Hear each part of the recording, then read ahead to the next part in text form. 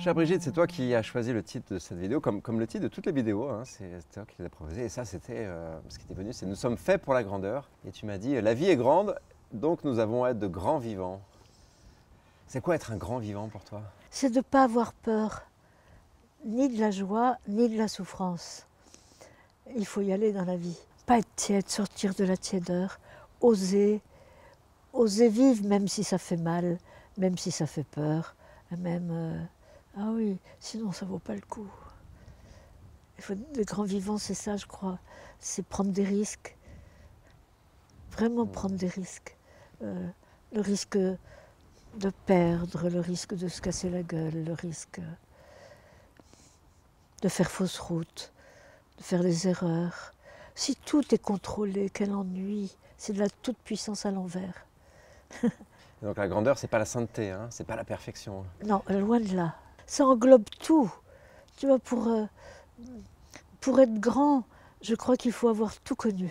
Je crois que c'est Rilke qui disait que pour écrire, il faut avoir connu les affres de la mort, la solitude, la tristesse, les chagrins d'amour, les folies d'amour, la joie. On écrit avec tout ça, on peint avec tout ça, on vit avec tout ça. C'est pas continuer dans la division, ça je veux pas. Ça c'est rassurant, alors j'y vais pas. Ça fait trop peur, j'y vais pas. C'est le contraire de la vie, ça. L'océan, tu le vois lisse, très tranquille, et le lendemain il est en furie. C'est pareil pour nous. La vie, c'est le mouvement, c'est le non-contrôle. Le contrôle, c'est la mort.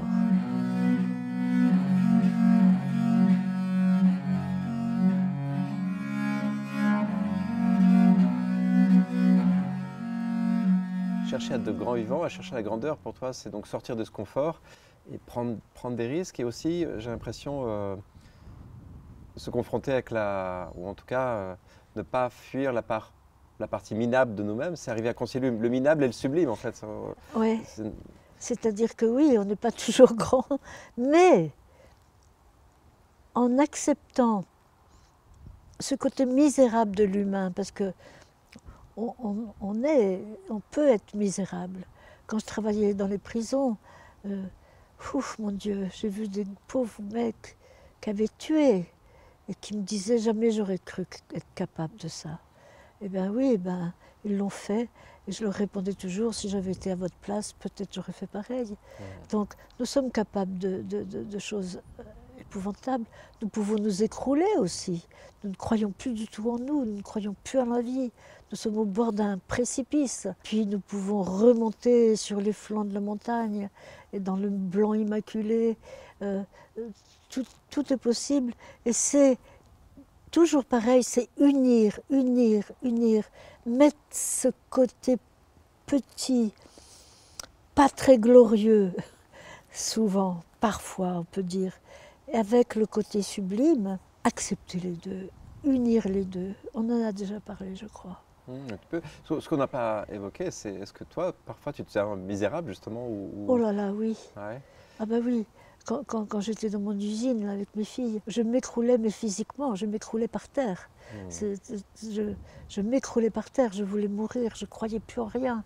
Je pleurais, j'étais dans un désespoir. Je me disais, j'y arriverai jamais, j'y arriverai jamais. Et heureusement, j'avais deux filles extraordinaires. Quand je me couchais le soir, j'avais un petit mot sous l'oreiller.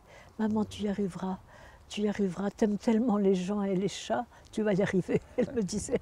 On traverse tout ça. Et c'est en osant traverser tout ça c'est en osant descendre au fond du puits, je crois que je l'ai déjà dit, qu'on va trouver la lumière. C'est les deux à la fois. Ça faut être Dieu pour pouvoir dire ça, je crois. Je n'aurais pas dit ça à 30 ans. Je refusais, mais en même temps, j'ai refusé, mais en même temps, je me suis coltiné la détresse. En fait, finalement, j'ai accueilli la vie comme elle était, avec tout le difficile, le magnifique, le moins difficile.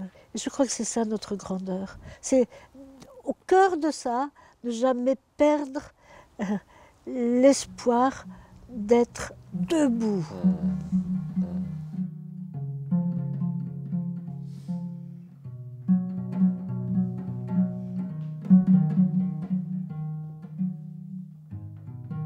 Ça me donne une question. Est-ce qu'à 80 ans, avec la richesse que tu as eue de la vie que tu as eue, est-ce que ça t'arrive de perdre la conscience de ta grandeur, de plus la sentir? Oh ben oui, des fois je suis pas très magnifique, hein. Des fois je suis fatiguée, je me dis mais qu'est-ce que je fous là en pleine nature? Je vois juste des pies pendant ma journée, Comme seule présence. comme seule présence, pas un humain. Je peux sortir évidemment, mais je ne le fais pas.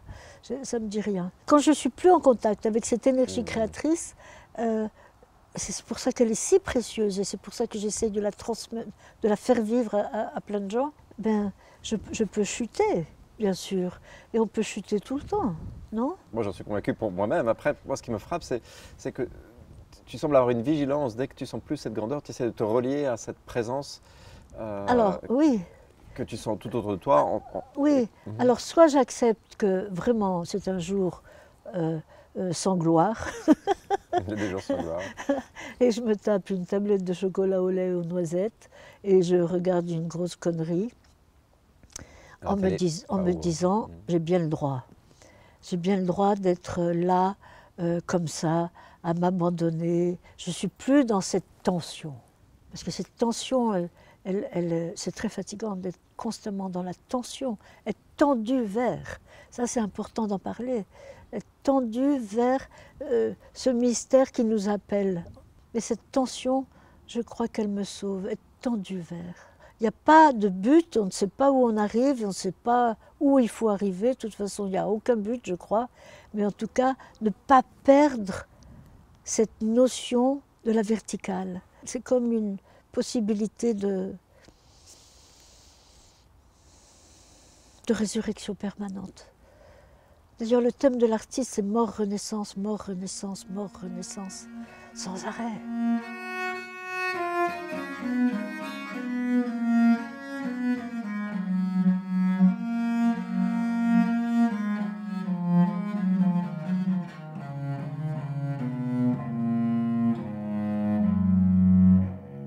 En nous, il y a des cellules qui meurent tous les jours. C'est pareil, il ne faut pas oublier que ça meurt, ça revit, ça meurt, ça revit. Non, tu ne vis pas ça? Moi, ce que j'arrive souvent à percevoir en moi, c'est ces alternances de moments où je me sens misérable et de moments où je me sens plus grand. Et j'ai l'impression, j'avais une question à propos de ça. Est-ce que tu penses que c'est plus difficile pour les femmes que pour les hommes de ressentir leur grandeur? Ah là là, la question! Je sais pourquoi je pose la question, c'est parce que j'étais frappé quand on a préparé ces entretiens, du moment où tu m'as dit, où tu te semblais douter de la valeur de ce que tu avais à transmettre, alors que pour moi c'était une évidence. La richesse de ta vie, tout ce que tu as à transmettre, c'est extrêmement précieux. Et c'est comme si parfois tu en doutais au-delà de ce qui me paraissait raisonnable. Et je suis arrivé à la conclusion qu'un homme peut-être doute moins de sa grandeur. Femme, tu m'appelles aussi de la façon dont tu as été élevé, avec plus d'attention à ton frère qu'à toi, avec voilà, un monde dominé quand même par les hommes, où les femmes doivent peut-être parfois lutter plus que les hommes pour... J'espère que c'est vraiment en train de changer tout ça. Mais l'homme, il faut pas confondre, l'homme est souvent brillant. Ça ne veut pas dire lumineux. L'homme est beaucoup plus...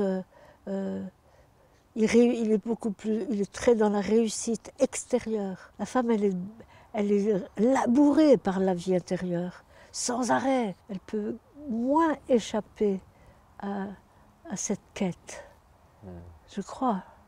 Mais enfin, ça ne veut pas dire que toutes les femmes sont d'une profondeur étonnante et que tous les hommes ne le sont pas.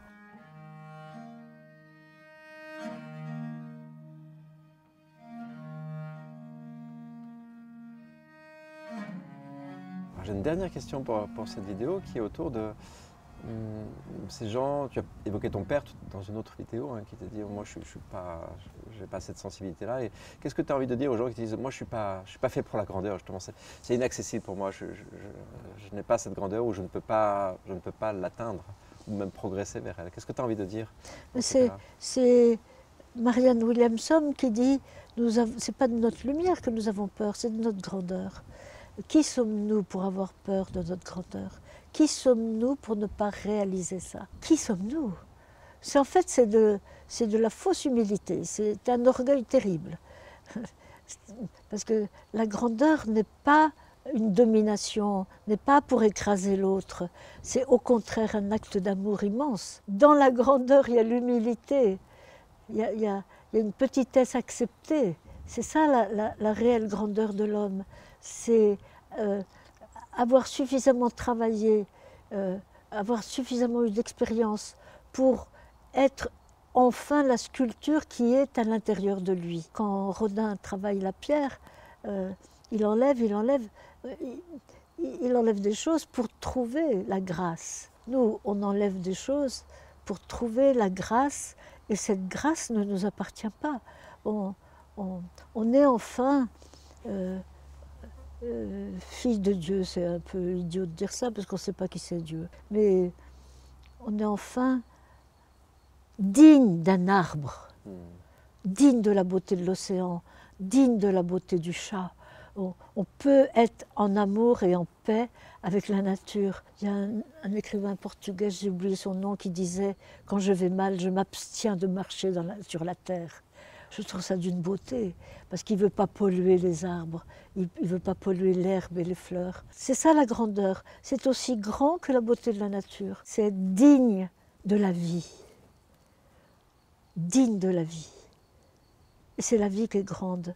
Et nous, on doit se rendre compte des lois du vivant qui sont extraordinaires. Et on doit tenter de les apprendre et de les suivre, de les vivre. C'est pas être un puissant personnage de la société. Ici, dans nos campagnes, il y a des vieilles personnes de mon âge qui sont d'une humilité, d'une sagesse extraordinaire. Mais seulement, ils sont muets, ils ne parlent pas. C'est pas tous ces guignols qui brandissent un pouvoir extérieur, qui sont grands. Il faut qu'on arrête de croire en eux. C'est à nous de prendre le relais, mais d'une manière profondément amoureuse.